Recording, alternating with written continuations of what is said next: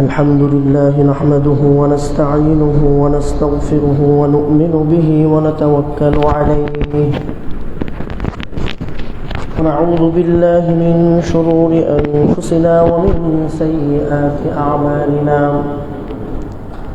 من يهده الله فلا مضل له ومن يضلله فلا هادي له وأشهد أن لا إله إلا الله وحده لا شريك له وأشهد أن محمدا عبده ورسوله صلى الله تعالى عليه وعلى آله وأصحابه وبارك وسلم أما بعد فأعوذ بالله من الشيطان الرجيم بسم الله الرحمن الرحيم يوصيكم الله في أولادكم للذكر مثل حظ الأنثيين وقال تعالى الرجال قوامون على النساء بارك الله لنا ولكم في القرآن العظيم ونفعنا وإياكم بالآيات والذكر الحكيم شكرا محمد الشريف إبراهيم اللهم صل على محمد وعلى آل محمد كما صليت على إبراهيم وعلى آل إبراهيم إنك حميد مجيد اللهم بارك على محمد وعلى آل محمد كما باركت على إبراهيم وعلى آل إبراهيم إنك حميد مجيد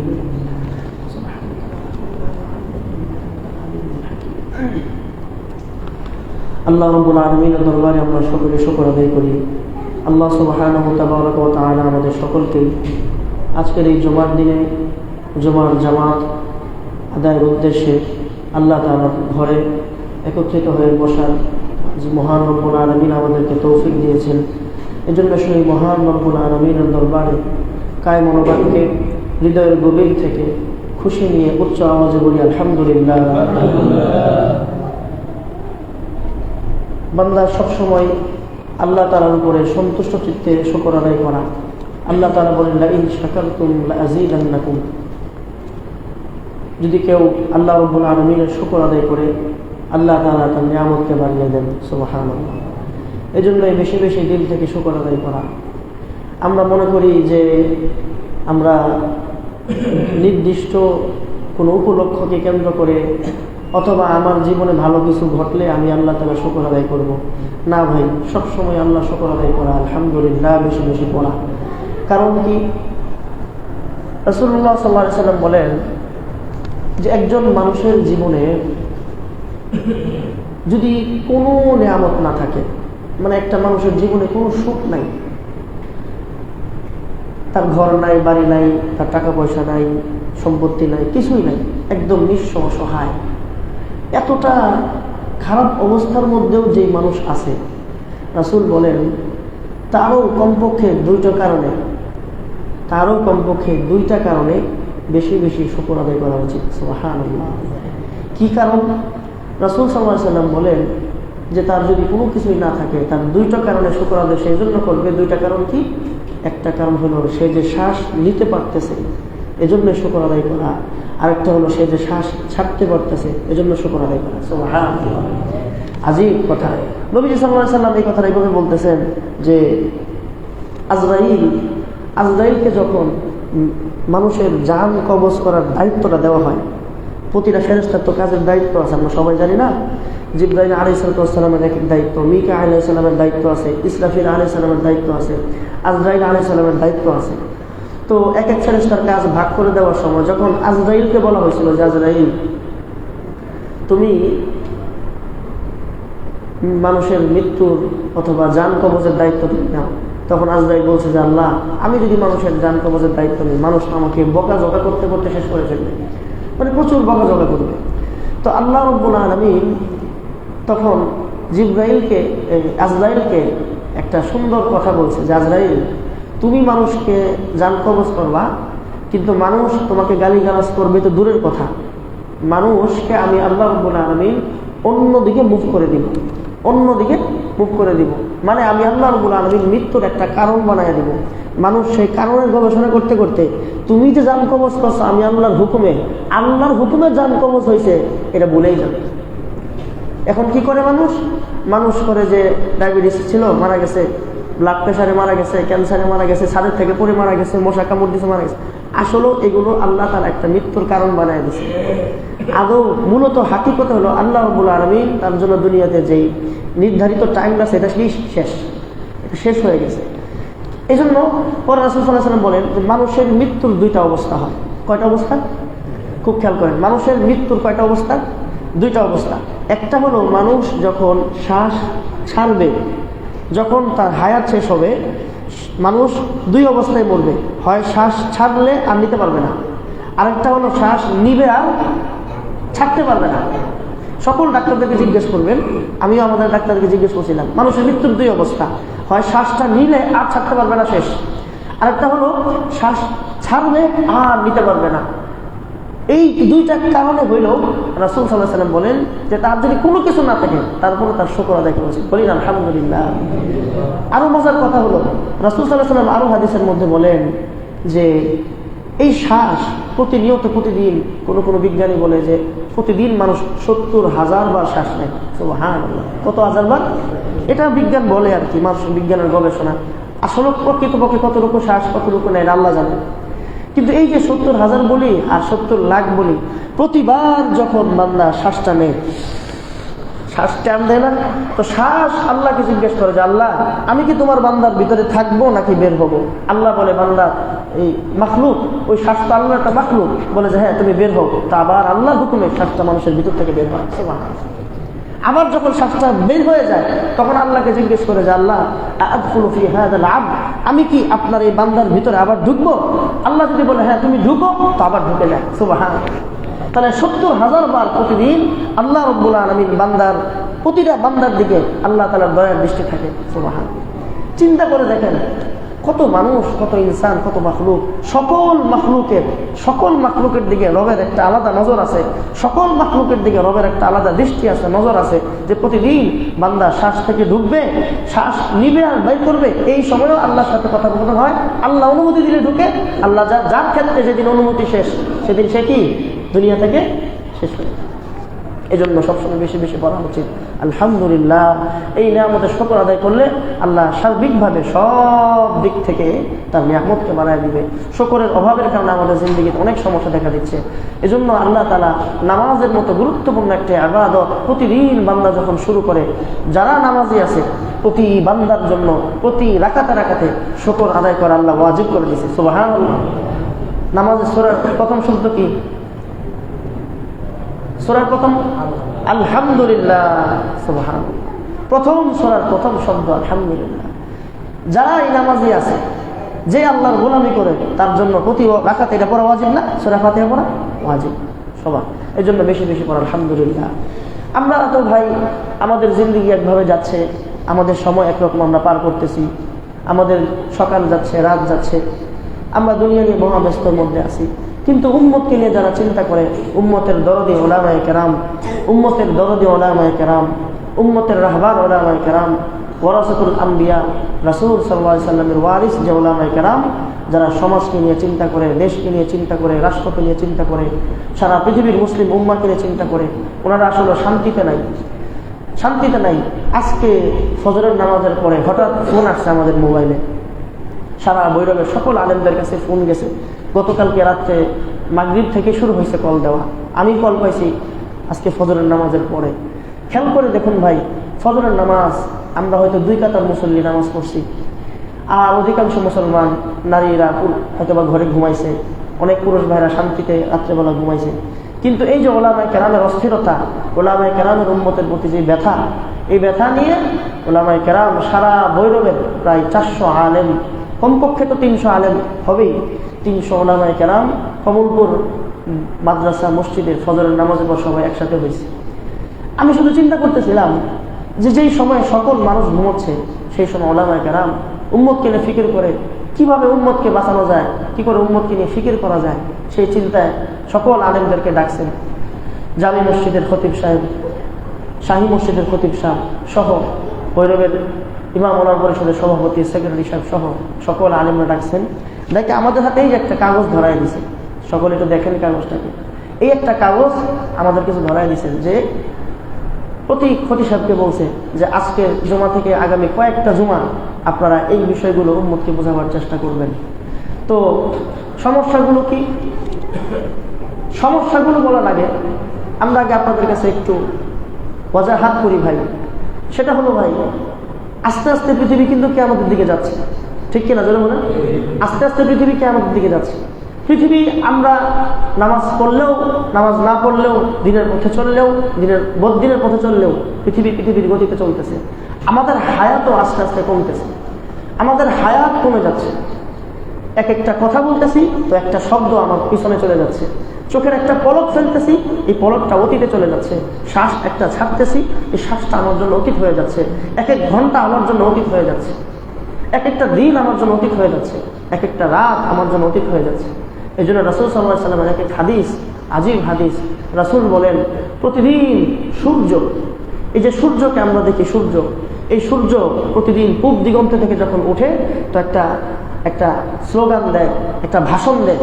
সেটা ভাষণ কি? ইয়া ইবনে আদম, হে আদম সন্তান। সূর্য যখন প্রতিদিন পূর্ব দিক থেকে ওঠে তো সূর্যের ভাষণ হলো ইয়া ইবনে আদম, হে আদম সন্তান, হে আদম সন্তান, আনা ইয়াউমুল জাদীদ, আনা ইয়াউমুল জাদীদ আলা আমালিকা শাহীদ। হে আদম সন্তান শোনো, আমি আজকে তোমার জন্য নতুন একটা দিন। সুবহানাল্লাহ, কি দিন ভাই? নতুন একদিন। তার মানে গতকাল রাত এবং পিছনে যা গেছে সব তোমার জন্য কোরআন হয়ে গেছে, সব অতীত হয়ে গেছে। আনা ইয়াউমুল জাদীদ, আমি আজকে তোমার জন্য নতুন একটা দিন। আলা আমালিকা শাহীদ, তোমার আজকের দিনের যত জায়গায় তোমার কদম পড়বে, যত জায়গায় তোমার চোখ পড়বে, যত জায়গায় তোমার হাত পড়বে, যত জায়গায় তোমার চিন্তা হবে, যত জায়গায় তুমি ফিকির করবা, তোমার সারা দিনের সকল কাজের সাক্ষী আমি সূর্য। আল্লাহু আকবার বলবেন না? সারাদিনের তোমার সকল কর্মকাণ্ডের সাক্ষী আমি সূর্য। তার মানে তুমি আমার এই সূর্যের আলোতে যেথায় যেথায়, ইথারে ইথারে যা তুমি করবে সকল কিছু সাক্ষ্য হবো আমি। ফাখতাবির লান আদউ ফি হায়াতিকা আবাদা, ফাখতাবির লান আদউ ফি হায়াতিকা আবাদা। তবে ইয়া ইবনে আদম, হে আদম সন্তান, এই কথাটা মনে রাখো, এই কথাটা শুনে রাখো, এবং এই সংবাদটা আমি তোমাকে দিয়ে যাচ্ছি, আমি তোমাকে সংবাদ দিয়ে যাচ্ছি এবং আমি তোমাকে ওয়ার্নিং দিচ্ছি। হতে পারে আজকের দিনটা তোমার জন্য শেষ। সুবহানাল্লাহ, হতে পারে আজকের দিন তোমার জন্য কি শেষ। লান আদউ ফি হায়াতিকা আবাদা, আগামীকালকে হয়তোবা তোমার হায়াত আসবে না, আজকেরটাই হয়তোবা শেষ। প্রতিদিন সূর্য এই কথাগুলো বলে, জমিনও এই কথাগুলো বলতে থাকে। ইয়া ইবনে আদম, হে আদম সন্তান, হে আদম সন্তান, তুমি আমার জমিনের উপর অহংকার করে হাঁটতেছো। হ্যাঁ, লান আদউ ফি হায়াতিকা আবাদা, যে তুমি আমার উপরে অহংকার করে হাঁটতেছো। সাতাবকি ফি বাতনি, ও চিরেই আমি তোমাকে আমার পেটের মধ্যে নিয়ে নেব। সাতাবকি ফি বাতনি, তুমি আমার জমির উপর দিয়ে হাঁটতেছো, খুব তামাশা করতেছো, রং তামাশা করতেছো। সাতাবকি, অপেক্ষা করো, খুব তাড়াতাড়ি ফি বাতনি, আমার পেটে তোমাকে নিয়ে আসবে। এই যে মাটির কথা, এই যে সূর্যের কথা, এই চন্দ্রের কথা, এগুলো সব আমাদের জন্য এক একটা ওয়ার্নিং। এজন্য আমাদের হায়াত শেষ হচ্ছে। আমরা দেখতেছি পৃথিবী কোন দিকে যাচ্ছে। নেককাররা জান্নাতের দিকে যাচ্ছে। নেককাররা কোন দিকে যাচ্ছে ভাই? জান্নাতের দিকে যাচ্ছে। যারা নেককার, যারা নামাজি, যারা মুত্তাকি, যারা আল্লাহকে মানে, তারা সবাই কোন দিকে যাচ্ছে ভাই? জান্নাতের দিকে যাচ্ছে। তাদের ফিকির হলো আখিরাতের দিকে। তারা সব সময় প্রতিটা কদম, প্রতিটা হারাকাত জান্নাতের দিকে এবং আখিরাতের দিকে যাচ্ছে। সবাই একদিকে যাচ্ছে। আর যারা বদকার, যারা খবিস, যারা দুষ্ট, যারা অসভ্য, যারা বেঈমান, তারা সব সময় আল্লাহর যত আইন আছে, আল্লাহর যত হুকুম আছে, আল্লাহর যত কোরআন আছে, আল্লাহর যত বিধিবিধান আছে, পৃথিবীতে মুসলমানদের পিছনে তারা লাগতে লাগতে সব দিক থেকে কিভাবে শুধু ইসলামকে ধ্বংস করা যায়, কি করে শুধু কোরআনকে ধ্বংস করা যায়, কি করে মুমিন মুসলমান যে একমাত্র আল্লাহকে মানে তার দিলটাকে কুফরের দিকে ঝোঁকানো যায়, ওই বেঈমান মুশরিকগুলো শুধু ইসলামের ক্ষতির পিছনে লেগে আছে। কোরআনে আছে ফারিকুন ফিল জান্নাত ওয়া ফারিকুন ফিস সাঈর, একটা দল জান্নাতে আরেকটা দল জাহান্নামে। আমরা সবাই কোন দলে? জোরে বলি কোন দিকে যাব? আমরা সকলে জান্নাতের দিকে যাব।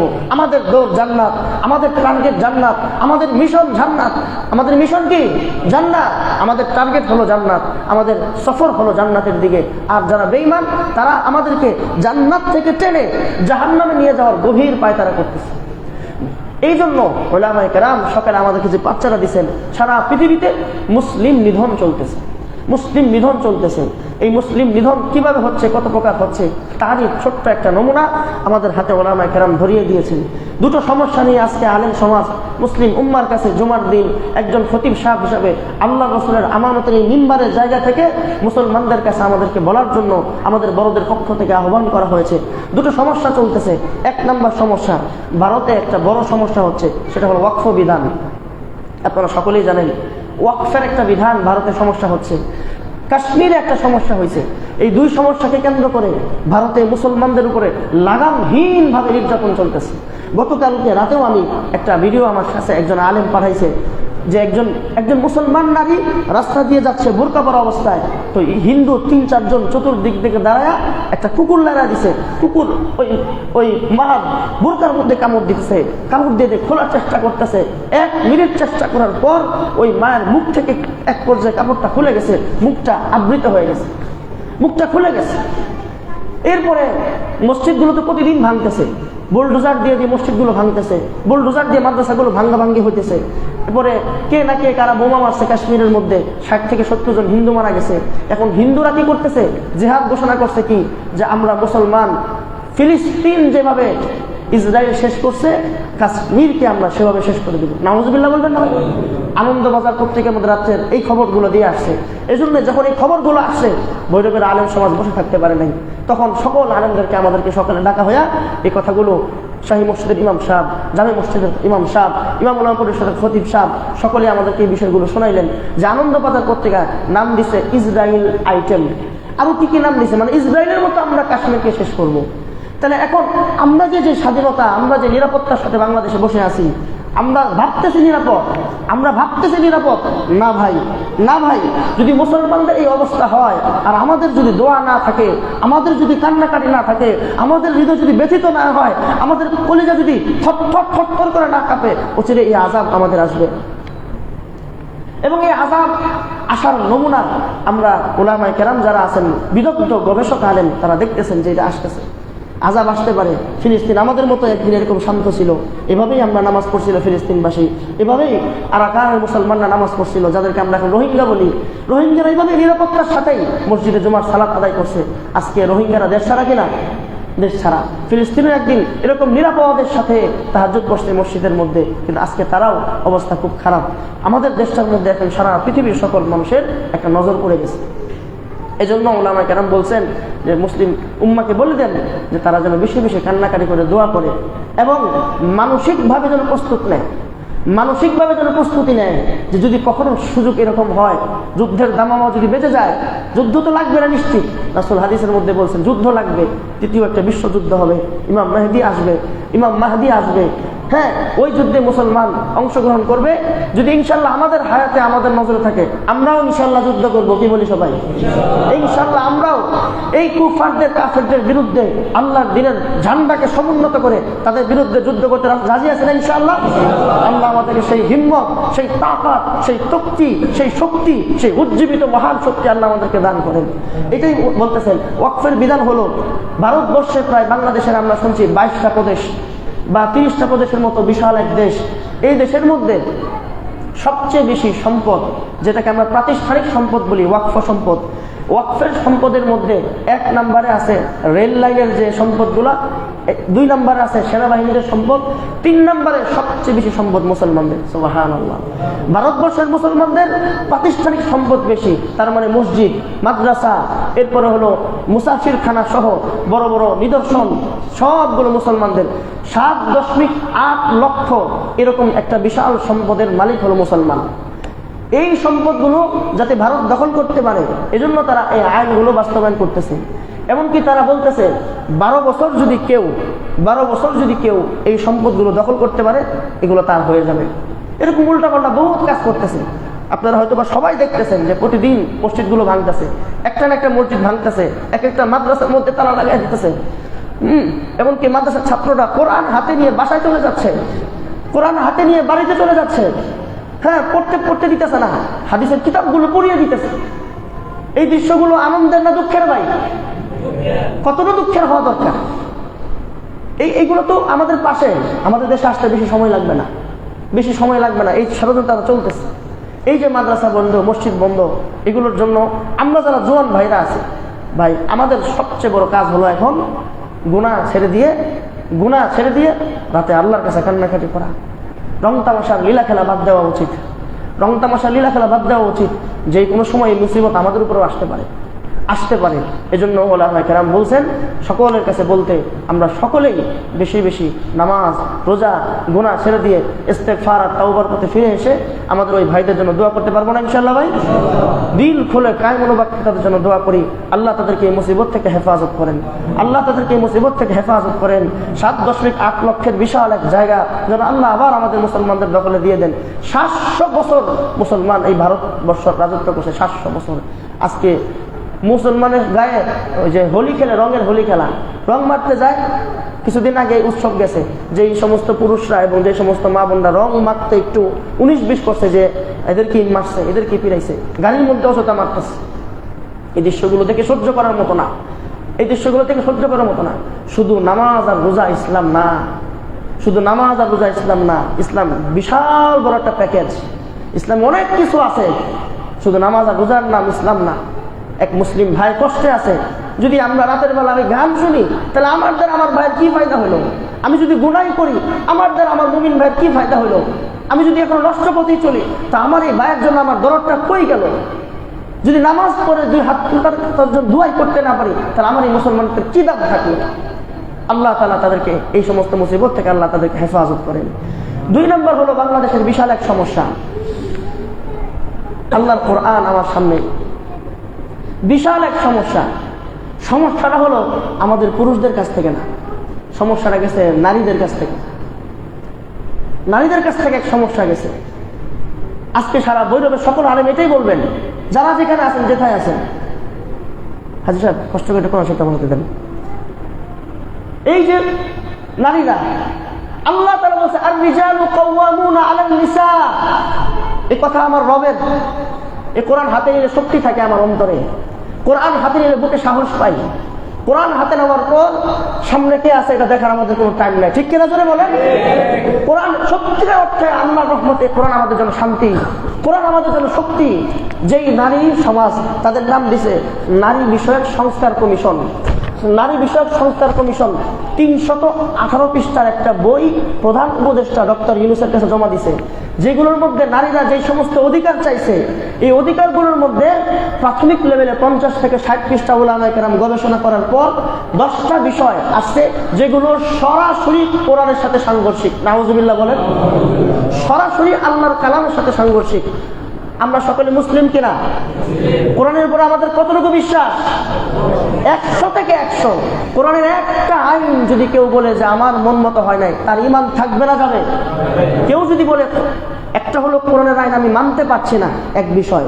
আরেকটা হলো যে কোরআনের আইনটা আছে, আমার কষ্ট হইতেছে, আমি মানতে পারতেছি না, কিন্তু আল্লাহ যা বলছে সত্য, আল্লাহ যা বলছে সব কি সত্য, আল্লাহ যা বলছে আমার জন্য কল্যাণকর, এটার উপর আমার ঈমান আছে, এটার উপর আমার ইয়াকিন আছে, কিন্তু এটার উপর আমার আমল নাই। কি নাই? ঈমান আছে, ইয়াকিন আছে, কি নাই? আমল নাই। আমি আমল করতে পারছি না, এটা আমার দুর্বলতা, আমার ঈমানের দুর্বলতা। কিন্তু কেউ যদি বলে যে এটা আমার, আমি মানি না, বা এটা আমার মন মতো না, এটা আমার বুঝে ধরে না, আমার আকলে ধরে না, তার ঈমান থাকবে না, সে কাফের হয়ে যাবে। জোরে বলি কি কাফের হবে না? কাফের হয়ে যাবে। এজন্য নারী বিষয়ক সংস্কার কমিশন দেখেন তারা কি লাগছে। সংবিধানের 28 অনুচ্ছেদের অধীনে নারী ও পুরুষের মধ্যে বৈষম্যমূলক বিধান বিদ্যমান। বিশেষ করে বিবাহ বিচ্ছেদ, ভরণ পোষণের ক্ষেত্রে ইসলামী আইন অনুসরণ বাধ্যতামূলক হওয়ার কারণে নারীরা বৈষম্যের শিকার হচ্ছে। নাউজুবিল্লাহ বলবেন না? আবারও পড়ছি, বিবাহ বিচ্ছেদ ও ভরণ পোষণের ক্ষেত্রে ইসলামী আইন অনুসরণ করার কারণে নারীরা বৈষম্যের শিকার হচ্ছে। তার মানে তারা বুঝাতে চাচ্ছে এই বিবাহ বিচ্ছেদ ভরণ পোষণের দায়িত্ব ইসলাম নারীদেরকে ভুল দিছে। কথাটা মনে বুঝেন নাই ভাই? ইসলাম কি নারীদেরকে ভুল দিছে? বিবাহের মধ্যে আমরা যারা পুরুষ আছি বলেন দেখি বিবাহের যাবতীয় দায়িত্ব সবকিছু পুরুষের উপরে না? আল্লাহ বলছে সূরাতুন নিসা, আর রিজালু কাওয়ামুনা আলান নিসা, আর রিজালু কাওয়ামুনা আলান নিসা, হে পুরুষ সকল, আমি আল্লাহ তোমাদেরকে বলছি তোমরা নারীদের অভিভাবক। অভিভাবককে অভিভাবককে ঘরের স্ত্রীর অভিভাবককে পুরুষ। কিন্তু তারা বলতেছে যে এইটা বলে আমাদেরকে বৈষম্যের শিকার বানানো হচ্ছে। পুরুষ এবং নারী উভয়ই সমান অধিকার। উভয় কি অধিকার? সমান অধিকার। আমাদের উপরে পুরুষ কোনো কর্তৃত্বশীল করতে পারবে না।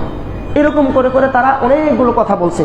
যেই কথাগুলো বলার কারণে এক নাম্বার, তারা প্রথম যে কথা আনছে দেখেন, এক নাম্বার সম্পদের সমান অধিকার চাইছে। কিসের সমান অধিকার চাইছে ভাই? সম্পদের সমান অধিকার। আমার রব হলো আল্লাহ। এই পৃথিবীতে আমরা মুসলমান, কিভাবে আমাদের জিন্দেগি যাবে, কতটুকু আমাদের জীবন পরিচালিত হবে, এটা আমার ব্যাপারে সবচেয়ে ভালো কে জানে? পৃথিবীতে শান্তি কিভাবে আসবে, মুসলমানের ঘরে নারী পুরুষ কোন কাজ করলে কিভাবে শান্তি হবে, এটা কে ভালো জানেন? মহান আল্লাহ সেই বিধান আমাকে দিয়ে দিয়েছেন। আল্লাহ বলছেন ইউসিকুমুল্লাহু ফি আওলাদিকুম লিযযাকারি মিসলু হাজ্জিল উনসায়াইন। খুব খেয়াল করেন মুসলমান ভাইরা আমার, খুব খেয়াল করেন মুসলিম ভাইরা আমার। পবিত্র কুরআনুল কারীমের মধ্যে আল্লাহ রাব্বুল আলামিন ওসিয়ত শব্দ, ওসিয়ত আমরা যেটাকে ওসিয়ত বলি, ওসিয়ত শব্দ কোনো বিধানের ক্ষেত্রে বলে নাই। কোনো বিধানের ক্ষেত্রে আল্লাহ বলে নাই হে মুমিনরা, হে মুসলমানরা, আমি আল্লাহ তোমাদের উপরে ওসিয়ত করতেছি। ওসিয়ত কাকে বলে? একেবারে শেষ যে কথাটা হয়, মানুষ মৃত্যুর আগে যে কথাটা বলে, এটাকে ওসিয়ত বলা হয়। ভাই কথাটা কি বুঝতেছেন ভাই? মনোযোগ আকর্ষণ করছে, লড়াচড়া করবেন না কেউ। ওসিয়ত বলা হয় সবচেয়ে গুরুত্বপূর্ণ, একেবারে আখেরি কথা, আখেরি বাক্য, একেবারে শেষ প্রান্তে যেটা বলা হয় সেটাকে ওসিয়ত বলে। পবিত্র কুরআনুল কারীমে আল্লাহ তাআলা 500 আয়াত বিধান দিয়েছেন। কোনো বিধান বলার ক্ষেত্রে আল্লাহ ওসিয়ত শব্দ ব্যবহার করে নাই। শুধুমাত্র কেবলমাত্র একটা বিধানের ক্ষেত্রে আল্লাহ ওসিয়ত ব্যবহার করছেন। আল্লাহর বর্ণনা ভঙ্গি এভাবে, ইউসিকুমুল্লাহ, আমি আল্লাহ তোমাদেরকে ওসিয়ত করতেছি। সুবহানাল্লাহ বলবেন না? কিসের ব্যাপারে? লিযযাকারি মিসলু হাজ্জিল উনসায়াইন। ইউসিকুমুল্লাহু ফি আওলাদিকুম, আমি আল্লাহ তোমাদের সন্তানদের ব্যাপারে, তোমাদের ছেলেদের ব্যাপারে, তোমাদের মেয়েদের ব্যাপারে, তোমাদের সন্তানদের সম্পত্তি বন্টন কিভাবে হবে, তোমাদের সন্তানদের সম্পত্তি বন্টন কিভাবে হবে, সেই সম্পত্তি বন্টনের বিধানের ব্যাপারে আমি আল্লাহ তোমাদেরকে ওসিয়ত করতেছি। লিযযাকারি মিসলু হাজ্জিল উনসায়াইন, লিযযাকারি মিসলু হাজ্জিল উনসায়াইন। দুইজন নারীকে যেই পরিমাণ সম্পদ দিবে, একজন পুরুষকে সেই সম্পদ দিবে। সুবহানাল্লাহ বলবেন না ভাই? তাহলে সম্পত্তি বন্টনের ক্ষেত্রে আল্লাহর নিয়ম আছে কিনা? জোরে বলেন আছে কিনা? কিভাবে? আল্লাহ বলছে 2 নারী যা পাবে 1 পুরুষ তা পাবে। কথার কথা, নারীকে দিচ্ছে আল্লাহ তাআলা 3 টাকা, পুরুষকে দিচ্ছে আল্লাহ তাআলা 5 টাকা। কিন্তু নারীকে 3 টাকা দিয়া নারীর কোনো দায়িত্ব নাই, ঠিক কিনা জোরে বলেন? কিন্তু পুরুষকে আল্লাহ রাব্বুল আলামিন 5 টাকা দিয়া পুরুষকে বলছে বউ চালাইবা, সন্তান চালাইবা, বাপ মার খেদমত করবা, সামাজিক খেদমত করবা, সমাজের সেবা করবা, গরিব দুঃখীদেরকে দান করবা। সুবহানাল্লাহ বলবেন না? 5 টাকা দিয়া খরচের খাত অনেকগুলো দিয়ে দিছে। 3 টাকা দিয়া নারীদের কোনো খরচ নাই। দেনমোহর কে দেয় বলেন? বিবাহের দেনমোহর কে দেয়? নারী না পুরুষ? যদি এই বৈষম্য তারা যদি বলে নারীরা যে এটা বৈষম্য শিকার হচ্ছে, তাহলে আমরা যদি 1.5 লাখ টাকা দেনমোহর দেই, তাদেরও তো 1.5 লক্ষ টাকা দেনমোহর দেওয়া উচিত, ঠিক কিনা বলেন? দেনমোহর দেওয়া উচিত। এই সমস্ত উল্টা পাল্টা গাঁজাখুরি বক্তব্য, এই সমস্ত লিস্টগুলো তারা প্রধান উপদেষ্টার কাছে দিছে, ডক্টর ইউনূসের কাছে দিছে, দিয়ে বলতেছে সম্পদের ক্ষেত্রে আমরা সমান অধিকার চাই। পুরুষ যদি 5 টাকা পায়, আমরাও 5 টাকা চাই। এখন এই বিধানটা কার বিপক্ষে গেছে? কার বিপক্ষে গেছে? আমরা কি এই বিধান মানি না মানবো না? মানবো না বলি না ইনশাআল্লাহ, মানবো না। যদি আমাদের এই মসজিদগুলো থেকে এই প্রতিবাদ না যায়, তাহলে ওদের ভবিষ্যতে এই 7, 8, 10 মাসের মধ্যে যদি এই আইন বাস্তবায়ন হয়, অচিরেই মুসলমানের ঘরের মধ্যে ভাই বোন ঝগড়া লেগে যাবে, ঠিক কিনা বলেন? ভাই বোনের ঝগড়া লাগবে, সন্তান বাবা মার ক্ষেত্রে ঝগড়া লাগবে, মুসলমানের পারিবারিক ব্যবস্থাগুলো তারা ভেঙে দিবে, মুসলমানের ঘরের মধ্যে গৃহযুদ্ধ লাগাবার এক গভীর ষড়যন্ত্র চলতেছে, ঠিক কিনা বলেন ভাইরা? গভীর ষড়যন্ত্র চলতেছে। গভীর ষড়যন্ত্র চলতেছে। এটা হাসার বিষয় নয়, তামসার বিষয় নয়। আল্লাহর কোরআনে হাত দেওয়ার এত বড় দুঃসাহস কোনো মানুষের হতে পারে? সম্ভব? কোরআনের উপরে হাত দিবে, কোরআনের আল্লাহর কথার উপরে হাত দিবে, ওর হাত তো কেটে ফেলা উচিত। ঠিক কেন বলেন? ওই হাত কেটে ফেলা উচিত যেই হাত কোরআনের আইনের বিরুদ্ধে কথা বলবে। এই তো বলে একটা কথা আপনাদেরকে শোনাইলাম। তারা বলতেছে সম্পদের ক্ষেত্রে সমান অধিকার, তারা বলতেছে নারীদের সম্পত্তির সমান অধিকার নিশ্চিত করতে মুসলিম ও হিন্দু উত্তরাধিকার আইন সংশোধন করা জরুরি। তার মানে আল্লাহ যে আইন দিছে এই আইন সংশোধন করবে কোন পাবের কথা? কার তো ক্ষমতা আছে কোরআনের ভিতরে হাত দিয়ে এই আইন সংশোধন করবে? যদি আইন সংশোধন করতে হয় কোরআন থেকে আয়াত মুছে দিতে হবে। নাউজুবিল্লাহ বলবেন না? কোরআন থেকে আয়াত কেটে দিতে হবে, কোরআন থেকে আয়াত কেটে দিতে হবে। এত বড় দুঃসাহস যেন কেউ না দেখায়। আল্লাহ আমাদের সকলকেই এই ফিতনা থেকে হেফাজত করেন। এই জন্য একটা। 2 নম্বর, তারা বলতেছে যে বিবাহের ক্ষেত্রে তালাকের তথ্য স্থানীয় সরকার প্রতিষ্ঠান ও কাজী অফিসের মধ্যে যাচাইয়ের জন্য তথ্য বিনিময়ে ডিজিটাল অ্যাক্সেস ব্যবস্থা করে, যাতে কম বয়সে বিবাহ এবং বহু বিবাহ রোধ করা যায়। কম বয়সে বিবাহ এবং বহু বিবাহ রোধ করা যায়, বহু বিবাহ রোধ করা যায়। তার মানে কম বয়সে বিবাহ করার আইন, হেদের কম বয়সে বিবাহ করার দিকে নজর গেল। পার্কের মধ্যে নষ্টামি হয়, এই দিকে নজর গেল না? ঠিক কিনা বলেন? ভাই তো আওয়াজ করেন। পার্কের মধ্যে যে ঘোরাঘুরি করতেছে 16 বছর বয়সে, 15 বছর বয়সে, গার্লফ্রেন্ড আর বয়ফ্রেন্ড, ওই দিকে তাদের কোনো নজর নাই। কম বয়সে বিবাহ নিয়ে এদের নজর শুরু হয়ে গেছে। এরপরে বহু বিবাহ, বহু বিবাহ শব্দটা তারা যে ব্যবহার করছে, ইসলাম কি বহু শব্দ ব্যবহার করছে না 2, 3, 4 ব্যবহার করছে? 2, 3, 4 ব্যবহার করছে। তাও আল্লাহ তাআলা এটা ফরজ করে নাই, ওয়াজিব করে নাই, সুন্নত করে নাই। বলছে যদি কারো প্রয়োজন হয় বিবাহ করবা একাধিক। রবের হুকুম, ফানকিহু মা তাবা লাকুম মিনান নিসাই মাসনা ওয়া সুলাসা ওয়া রুবা। অনেকের ঘরে আছে আল্লাহ তাআলা তাদেরকে অনেক সম্পত্তি, 6 তলা বাড়ির মালিক বানাইছে, 5 তলা বাড়ি আছে, কিন্তু স্ত্রী অনেক দিন যাবত অসুস্থ, অনেক দিন যাবত অসুস্থ। এখন এই পুরুষের স্ত্রী যেহেতু অসুস্থ থাকে, তার আরেকটা বিয়ের প্রয়োজন আছে কিনা নাই? জোরে বলেন, আছে কিনা নাই? অনেকের খবর আমরা জানি যারা আমাদের কাছে বলে, হুজুর আমার স্ত্রী আজকে 10 বছর পর্যন্ত অসুস্থ। ভাই আমরা কেউ না হাসি, এগুলো হাসার বিষয় না। কোরআনের কথা, কোরআনের কথা, কোরআনের কথা। যখন কোরআনের কথা হবে তখন ভয়ে ভয়ে শুনতে হবে, এটা রবের কথা, তামসার বিষয় না। এটা সংসদে এটা নিয়ে তামসা চলতেছে, আর আমরা যদি এখানে হাসাহাসি করি কিছুদিন পরে আইন পাস হয়ে যাবে।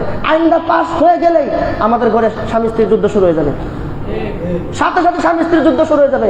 এমনিই তো মা বোনদেরকে আমরা ঘরে রাখতে পারি না, মানাইতে পারি না আদর যত্ন করে।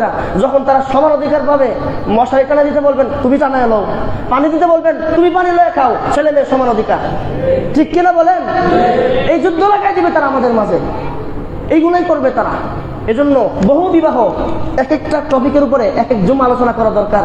ইসলাম কেন বহু বিবাহের কথা বলছে, ইসলাম কেন একাধিক বিবাহের কথা বলছে, 2 বিয়ে করলে কিভাবে রাখতে হবে, 3 বিবাহ করলে কিভাবে রাখতে হবে, 4 বিবাহ করলে কিভাবে রাখতে হবে, কেন বিবাহের প্রয়োজন, ইনসাফ ভিত্তিক এই বন্টন নীতি, এগুলো তো আমাদের এক এক জুমা নিয়ে আলোচনা করতে হবে।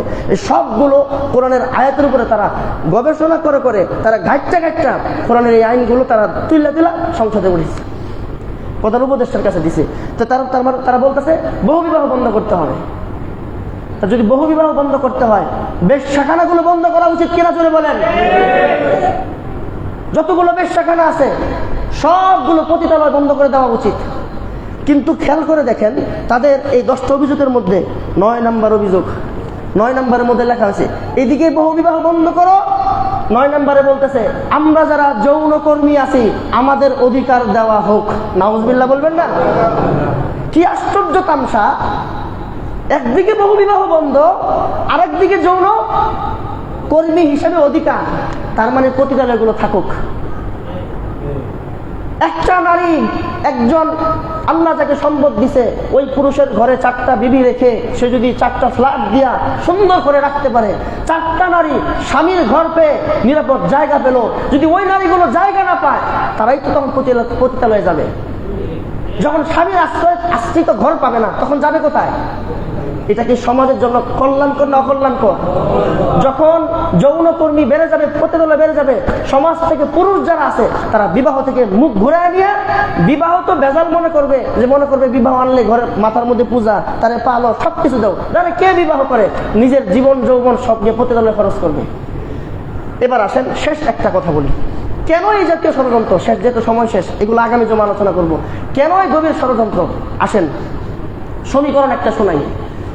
আজ থেকে 50 বছর আগে আমেরিকা এবং ইউরোপে, তখন ওই দেশগুলোতে যেই পরিমাণ খ্রিস্টান ছিল, যেই পরিমাণ ইহুদি ছিল, 50 বছরের ব্যবধানে তাদের ইহুদি সংখ্যা অনেক কমছে, আলহামদুলিল্লাহ বলে। খ্রিস্টান তাদের অনেক কমছে, আলহামদুলিল্লাহ। মুসলমান আলহামদুলিল্লাহ অনেক বেড়ে গেছে, সুবহানাল্লাহ বলবেন না? ওরা ভয় করতেছে এবং তারা বলতেছে আগামী 50 বছরের মাথায় মুসলমান যেভাবে বিবাহ করতেছে, সংসার যেভাবে বাড়াইতেছে, যেভাবে সন্তান বাড়তেছে, তাদের এই জনসংখ্যা দিয়ে আমাদের আমেরিকা দখল করে ফেলবে, আলহামদুলিল্লাহ। তারা এই ভয়ের মধ্যে আছে। এখন সমস্যাটা কি? সমস্যা হলো এই সবগুলো আইন তাদের দেশে বাস্তবায়ন আছে। বাস্তবায়ন থাকার কারণে তাদের দেশে পারিবারিক মহব্বত নষ্ট হয়ে গেছে। তারা স্বামী স্ত্রী দুইজন মিলেমিশে সংসার চালায়, জামাইও কাম করে, বউ কাম করে। আর আমার ধর্মের মধ্যে আমার হাবিব মুহাম্মদুর রাসূলুল্লাহ, আমার রব আল্লাহ আমাদের কাজে এই পরিমাণ দায়িত্ব দিছে, তোমার ঘরে তোমার মেয়ে, তোমার বউ সবগুলোকে তুমি কাজ করে খাওয়াইবা, না পারলে ভিক্ষা করে খাওয়াইবা, ঠিক কিনা বলেন? ভিক্ষা করে হলেও খাওয়াইতে হবে। তোমার মাথার গাম পায়ে ফেলে মানুষের কাছে হাত পেতে কামলাগিরি করে গোলামি করে হলেও তোমার ঘরের বউকে তুমি ঘরের মধ্যে রেখা রেখা পালবা। এই শক্তি আমাদের আছে বিধায় আমাদের ঘরের নারীরা রাজরানীর মতো থাকে, আর তাদের ঘরের নারীরা চাকরানির মতো থাকে। থাকার কারণে তাদের আস্তে আস্তে মহব্বত দূর হয়ে গেছে। 60-70 বছর বয়স হয়ে যাওয়ার পর কেউ কাউরে দেখে না, সরকার তখন বৃদ্ধাশ্রমে পাঠিয়ে দেয়। বৃদ্ধাশ্রমে পাঠিয়ে দিতে দিতে তারা সন্তান অনেক ডরে, সন্তান নিলে পালবে কেনা, বাপ পালবো না মা পালবো? সমান অধিকার তো, অধিকার কি? অধিকার সমান। সন্তানকে যদি সে 3টা ট্যাবলেট দেয়, সেও 3টা ট্যাবলেট দিতে হবে। এই যে সমান অধিকারের নামে এই জাতীয় বিধ্বংসী নিয়মগুলো করে করে পাশ্চাত্য, তারা জ্ঞান বিজ্ঞানে অনেক উন্নত, তারা আমাদের চাইতে 200 বছর আগে গেছে। পারিবারিক বন্ধনে মুসলমান 500 বছর আগে আছে, সুবহানাল্লাহ। 500 বছর আমরা আগে আছি। তাই অদূর ভবিষ্যতে আমাদের যুদ্ধ ছাড়া, বিনা যুদ্ধে আমরা জয় অর্জন করবো ইনশাআল্লাহ। তারা জনসংখ্যা কমতে কমতে কমতে কমতে তারা এখন হুমকির মুখে পড়ে গেছে। তাদের দেশের মধ্যে এখন আইন পাস করছে যে সন্তান নিবে ওই সন্তান রাষ্ট্র লালন পালন করবে, কিন্তু তারপরেও কেউ সন্তান নিতেছে না। এই জাতীয় কাজ না করতে করতে তারা যখন দেখতেছে মুসলমান শক্তিশালী, তাই মুসলমানের দেশগুলোর মধ্যে এই জাতীয় উল্টাপাল্টা আইন পাস করে দিতে পারলে এদের দেশের মধ্যে পারিবারিক ব্যবস্থা ভেঙে যাবে। এবার আসেন রাসূলের একটা হাদিস, আপনারা অনেকে অনেক আলেমের কাছ থেকে শুনছেন। প্রতিদিন শয়তান সকল শয়তানদেরকে নিয়ে একটা মিটিং করে কিনা সবাই শুনছেন। ওই মিটিংয়ের মধ্যে শয়তান পুরস্কার দেয় কিনা শুনছেন। কারে পুরস্কারটা দেয় মনে আছে কারো? হ্যাঁ, যে সংসার ভাঙ্গা দিতে পারে ওই শয়তানটারে শয়তান কয় নম্বর পুরস্কার দেয়? 1 নম্বর পুরস্কার দেয়। কারণ কি? যদি প্রতিটা মানুষের শান্তির ঠিকানা হলো পরিবার, সুবহানাল্লাহ। প্রতিটা মানুষের শান্তির ঠিকানা কি ভাই? পরিবার। পরিবার থেকে মুসলমান শান্তি খুঁজে পায়, পরিবার থেকে মুসলমান শক্তিশালী হয়ে ওঠে। মুসলিম সমাজের সবচেয়ে বড় শক্তি হলো পরিবার। ওই পারিবারিক ব্যবস্থা যদি ভেঙে দেওয়া হয়, যদি মেয়ে বলে তারা আইন পাস করছে 18 বছর বয়সের পরে, এটার মধ্যে আছে যে আমার মেয়ে পর্যাপ্ত পরিমাণ বয়স হয়ে যাওয়ার পর সে রাত্রে কোথায় থাকবে এটা দেখার দায়িত্ব বাপ মার না, নাউজুবিল্লাহ বলবেন না? একটা বাবা তার মেয়ের লালন পালন করবে 16 বছর 18 বছর, এরপরে রাত্রেবেলা বয়ফ্রেন্ড নিয়ে ঘরের মধ্যে ঘুমাইলে বাপ মা বিলে কিছু কইতে পারবে না। এগুলো কি গাঁজাখুরি কথা না? এই জাতীয় আইন পাস পেলে চিন্তা করে দেখেন তো ভাই, আমার আপনার ঘরের হাল হাকিকতটা কি হবে? পত্রিকার মধ্যে আছে আমেরিকার একজন আলেম বলতেছে, আলেম যে আমি আমার প্রতিদিন আমার কপাল শুধু থাপড়াই, এই জন্য আমি কেন আমেরিকাতে বসবাস করতে গেলাম? আমার মেয়ে আমার চোখের সামনে বয়ফ্রেন্ড নিয়ে রাত্রে আমার ঘরে ঘুমায় থাকে, আমি কিচ্ছু বলতে পারি না। একজন আলেম বলতেছে আমি প্রতিদিন মেয়েটাকে বুঝাই, কোনোভাবেই পারতেছে না যে তারে বাংলাদেশে নিয়ে আসতে, পারতেছে না। এগুলোই ঘটবে আমাদের ঘরে। আমার স্ত্রীর স্বামীও থাকবে, আবার বন্ধুও থাকবে, নাউজুবিল্লাহ বলবেন না? স্ত্রীর স্বামী থাকবে, আবার বয়ফ্রেন্ড থাকবে। এগুলো এখন পাশ্চাত্য অবস্থার মধ্যে আছে। দিন শেষে এক কথাই তারা আমাদের পরিবারগুলোকে ভেঙে দেওয়ার চেষ্টা করতেছে। আমরা আজকের জমা থেকে ইনশাল্লাহ এই নিয়ত করি, তারা যত ষড়যন্ত্র করবে আমরা ইনশাল্লাহ আমাদের পারিবারিক বন্ধন আরো মজবুত করবো ইনশাল্লাহ। জোরে বলি, আমরা আমাদের পারিবারিক বন্ধন মজবুত করবো। 1 নাম্বার, আগে স্ত্রীকে যত সময় দিতাম তার চাইতে এখন স্ত্রীকে আরো বেশি সময় দেবো ইনশাল্লাহ। নজরের খেয়ানত যা করতাম এখন থেকে নজরের খেয়ানত করবো না, বেশি বেশি স্ত্রীর দিকে তাকায় থাকবো ইনশাল্লাহ। তাদের এই ষড়যন্ত্রগুলোকে ভেঙে দিয়ে আমরা আমাদের মহব্বত বাড়ায় দিব, সন্তানের প্রতি আবার ভালোবাসা বেশি বাড়ায় দিব, মেয়ের প্রতি ভালোবাসা আরো বাড়ায় দিব। তারা নারীদের ব্যাপারে ভালো করে লাগছে, আমরা মেয়েদেরকে আরো বেশি মহব্বত করবো ইনশাআল্লাহ, আরো বেশি মহব্বত করবো। এমনি তো মেয়েরা বেশি মহব্বত পাওয়ার অধিকার রাখে, এগুলো করে করে তারা বিদ্বেষ করবো। আর যত আইন আছে এগুলো আমাদের চোখের সামনে আসলে এগুলো নিয়ে যদি ওলামায়ে কেরাম ডাক দেয়, সরকারকে কিছু দেখাইতে হয় যে না এগুলো আমরা মানি না, এর বাস্তবায়ন আমরা করতে রাজি আছি ইনশাআল্লাহ। এই কথাগুলোই আজকে আলেমরা আপনাদেরকে বলতে বলছে। জুমার নামাজের পরে দুর্জয় মোড়ে বিক্ষোভ মিছিল লাগছে এই কারণেই। সকলের ইমানি দায়িত্ব, যদি কারো কোনো দাওয়াত না থাকে, একান্ত কারো না যা, যদি দাওয়াত না থাকে, পারিবারিক কোনো বড় অনুষ্ঠান না থাকলে সকলে যাওয়ার চেষ্টা করব। আগামী শনিবার ঢাকা সোহরাওয়ার্দী উদ্যানে এক বিশাল জনসভার আহ্বান করছে হেফাজতে ইসলাম বাংলাদেশ, অরাজনৈতিক মুক্ত একটা সংগঠন, তারা ডাক দিছে এই ব্যানারে সবাই যাবে ঢাকায়। এবং আমরা সরকারকে জানান দিতে চাই, নারী যারা নারী বিষয়ক এই কমিশন যা দিছে এগুলোকে আমরা মানি না, ঠিক কিনা বলেন? এই বস্তা পচা এই নিয়ম কানুন আমরা ছড়ে ফেলে দিয়ে আল্লাহর কোরআনের বিধানকে ধরে রাখবো ইনশাআল্লাহ। জীবন যাবে কোরআন ছাড়বো না, বলেন না ইনশাআল্লাহ? জীবন যাবে কোরআন ছাড়বো না, বলেন না ইনশাআল্লাহ? তারা ষড়যন্ত্র করতেছে, আমরা আমাদের সন্তানদেরকে সবাই আগের চাইতে বেশি করে কোরআন শেখাবো ইনশাআল্লাহ। আল্লাহ আমাদের সকলকে তৌফিক দান করেন, আমিন। ওয়া আখিরু দাওয়ানা আলহামদুলিল্লাহি রাব্বিল আলামিন। যারা সুন্নাত পড়ে নাই সুন্নাত পড়বেন।